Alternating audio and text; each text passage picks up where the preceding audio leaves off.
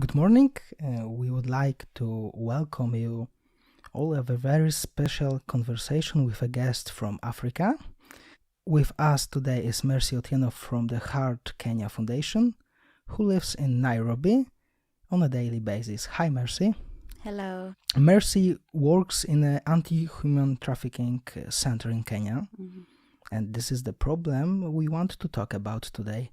So, Mercy, contemporary trafficking in human beings is a completely unknown topic for Poles. Could you say something about what modern human trafficking is? Thank you very much. So what modern human trafficking is, it takes various forms, and the definition is quite long, but I'll try as much as possible to simplify it best way I know how. So human trafficking depends with whether someone is a child or an adult. So whether you're below 18 or if you're above 18. So if you're above 18, how we define trafficking is different because we look at three things. We look at the activity, we look at the means, and the purpose. So the activity could be you right now hold someone here hostage. You're keeping someone here, which is harboring. It could be you're transporting someone, so you're moving someone from one place to another. It could be within the country or outside the country. And most of the times in Kenya, it happens both ways, where people are being moved within the country or sometimes outside the country. But also for trafficking, because I know because of the word trafficking, people assume it's about movement. It doesn't have to be about movement. Today you can decide to have someone here and lock them here. It still be trafficking because maybe you're exploiting them. And then we look at the issue of means. How did you do it? So most of the times you find people are not told the truth. So you take someone, put them in a house, but you're not telling them the truth, why you want them there. So it could be you lie to them, which is deception. Sometimes it's abuse of power. So maybe you are more powerful than this person. So you have, and most of the times in Kenya, it happens that you have someone who has money or who has power, and then they're taking advantage of someone in the community who has no money. So you're abusing your position of power. It could be through force, where you're forcing someone to do something that they don't want. So the means can be very, they differ depending on someone's situation. So that is the method that you use. And remember, because of that, it means this person does not give you consent. Consent means I understand what you want me to do and I'm saying yes to it. But then if you lie to me and not tell me the truth, it means I can say yes, but I'm saying yes because you've not given me the whole information. So you've lied to me. And then finally, we have purpose. Why are you taking this person? Why are you transporting this person? So it could be, most of the time, it's for exploitation. And people are exploited for different reasons. Could be sexual exploitation, where they're taken to sex trade. And we've seen this a lot with people, ladies coming from the Asian continent to Africa.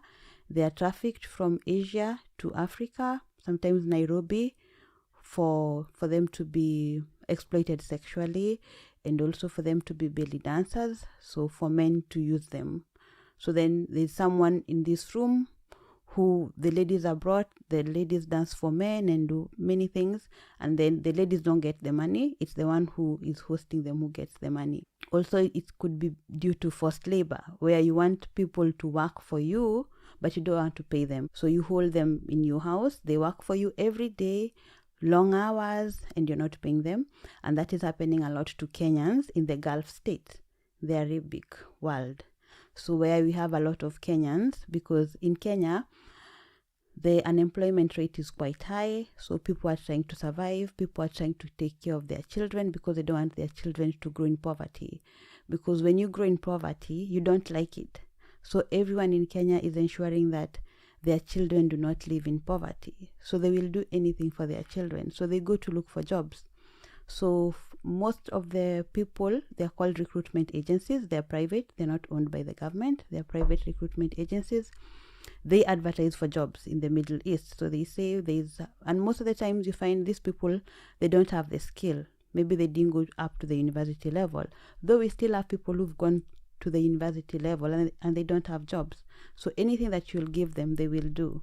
So then they go out there to Arabic nations to work as house helps. Why that is very lucrative? It's because, for instance, there are not many jobs in Kenya, and even for you to get a household, maybe to be a house help, a domestic worker in Kenya, it's between 8,000 Kenya shillings to 10,000 Kenya shillings. I don't know how much. That is about, let's say, 8 euros. And then when you go to the Gulf countries, it's more. You will be paid, for example, 25,000 Kenya shillings to 30,000 Kenya shillings.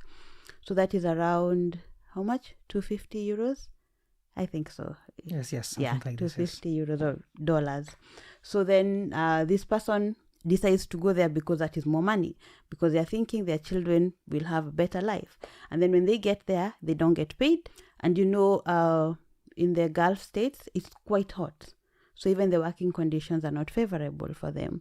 So you work for almost 16 hours, no resting. And then you have some people who even take you to 2 houses. You finish this house, you go to the next house. So there's no rest for you and there's no money.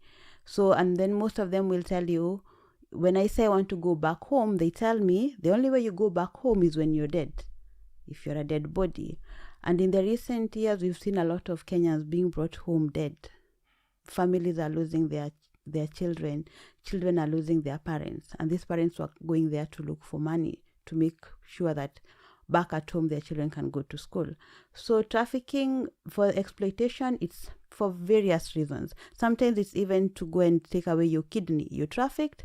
Someone takes away your kidney, your liver, your eyes, for all those reasons. So so that is how we look at it when it comes to adults. But for children, we don't look at the means. It's only the activity and the purpose. Because children, because they are below the age of 18, we say they cannot consent.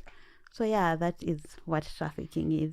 Okay, thank you for this speech and the landscape of modern human trafficking. Because, like I said, this topic is completely unknown here in Poland. A lot of specialized work needs to be done to counter human trafficking. And one of the most important organizations in East Africa that tries to fight against human trafficking is HAART Kenya. Can you tell us something about HAART's activities and HAART's vision to counter human trafficking? Yes. So as you've said, I work with HAART Kenya. In full, it's awareness against human trafficking. And then in short, it's HAART. So HAART was founded in the year 2010 with a mission of fighting human trafficking. It was started by our founder, Mr. I don't know how to say I'll say it as a Kenyan, Radoslo Malinowski. So he started the organization because while he was in Kenya, he realized trafficking is happening, but no one is talking about it. No one is helping these people. And also in Kenya, just as in Poland, most people don't know what human trafficking is.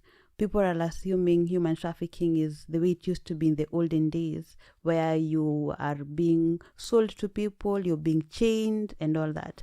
So then the organization was started, and we work with the 4 P's of the UN: prevention, protection, prosecution, and partnership. So prevention mainly is to do creating awareness, teaching people what human trafficking is. So we work with communities, we work with government agencies, that is the police, the judges, the magistrate, to try and educate them on what human trafficking is. And also children. We teach children because children also get trafficked. So we teach them what human trafficking is, what it looks like, what you can do in the event that you see trafficking taking place, or if it has happened to you, also where to report it.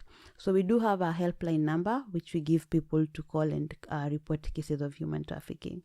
Then we have the protection department, where I work, and it works with victims of human trafficking. People who've gone through trafficking are taken care of and supported within the protection department. Here we have a team of caseworkers. We have a team of psychologists, clinical psychologists. We work with doctors, we work with psychiatrists because of the trauma that the survivors have gone through. So we try and support them to be able to heal and reintegrate back into the community, just like you and I. Then we have the prosecution department, because human trafficking is a violation of human rights, so it's a crime. And it means victims need to have access to justice. The people who victimize them need to be held accountable. So we work with law enforcement agencies to be able to prosecute these cases. Last year alone, we had 4 successful convictions on human trafficking, which was really good. And also we have a legal officer who's an advocate of the High Court. What she does is educate the victims on their rights, give them information on their rights and the legal knowledge that they need, and also do representation or just watch brief of their cases while the cases are ongoing in court, because most survivors don't want to go to court. It's very long, it's tedious, it takes a lot of years for this to end. So that is the role of the legal officer in the department. And finally, partnerships, because we work with other departments, we work with other government bodies, just to ensure that, because we do understand that we cannot do this work alone. We need other people. So yeah, we partner with everyone to help survivors. Okay, Yeah. so what it is like to work directly with survivors of trafficking? What does HAART do with those people? And what does the process of helping and rehabilitating them look like? I think that that case is very interesting for our listeners. Yeah. So what it is like to work with survivors of human trafficking, it's a emotional roller coaster, because when you work with survivors, sometimes you can lose hope in humanity, because when they tell you the experiences of what they have gone through, you ask yourself if the person who was doing that is a human being, because they go through a lot. Yeah, so because of that, sometimes you can doubt humanity, but also when you work with survivors and you are able to see them transform, become from victim to survivors, it's also very encouraging. It gives you hope. You become happy. So that transformation is really encouraging, and it gives you hope to keep going. So what we do in the department is, when survivors are referred to us, because they come to us through different ways. There's some who will call, some their friends are the ones who will refer, some it's the prevention department that will go in the field and identify them, and sometimes we do have police referring the cases to us because they have raided a place and they rescue victims there, and they call us and tell us, we have victims here, can you help them? So just to give an outline of how the protection department looks like. So the protection department has 2 departments. So it's one department, then other 2 departments. So we have the outreach care team and the shelter team.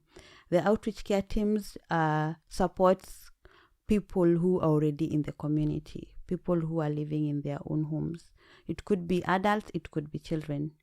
And then we have the shelter team, which supports people who have been rescued and they don't have a place to go. So as we try to find out where they were coming from, sometimes they're not Kenyans, they come from other parts of the world. So we work with police to ensure that we get to know where they come from. And sometimes they are Kenyans, but maybe they have been rescued in Nairobi and their home is far away, not in Nairobi. Okay, so they are put in the shelter. So here what we do, we support them with mental health, psychosocial support, because they have gone through a lot emotionally. These are people who've been abused, these are people who've been threatened. So we have a clinical psychologist, 2 of them in the department, who support them with the day-to-day counseling for them to be able to heal and normalize and validate their feelings. Then we have basic needs support. With basic needs support, we offer a variety of services. So some survivors, when they come back into the country, they have nowhere to start. So sometimes they don't have a house, they don't have clothes, they don't have food. So it's the role of the department to ensure that they have all these things and they also have access to medical care. Because during trafficking, a lot of things happen to them. We have some who come back with broken spines. We have some of them who come back with many illnesses because of the hard work that they were going through, being beaten, going for days without food. And if you're sick, that you're not taken to hospital. So they come with all these conditions. So we support them by taking them to the hospital. They get treated. And yeah, sometimes I think we also had a situation where someone was being brought back to Kenya and they were heavily bleeding.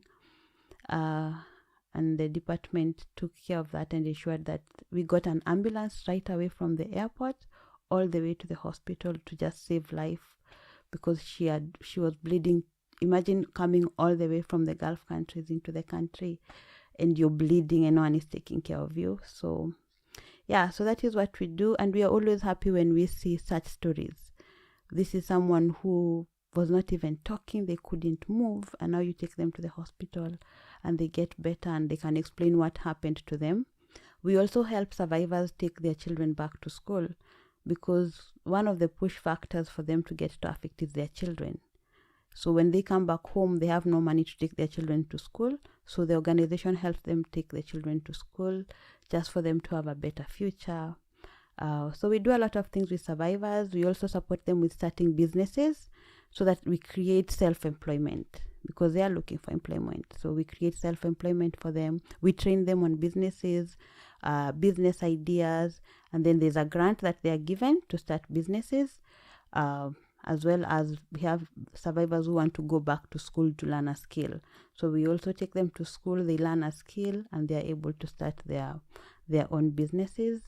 Yeah, that's basically what we do in the department with survivors of human trafficking. Yes, Yeah. You make a great job, Mercy. Thank you. A really great job. So thank you for it. So Mercy, you are Kenyan. Mm-hmm. You live in Nairobi. Mm-hmm.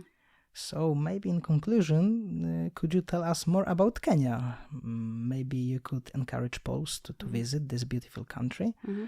You are welcome to come to Kenya. Kenya is a very beautiful country. We have sun most of the times, not like here, it's cold. And now I know you're enjoying your summer. Yeah, so come to Kenya, you'll see the beautiful sandy beaches.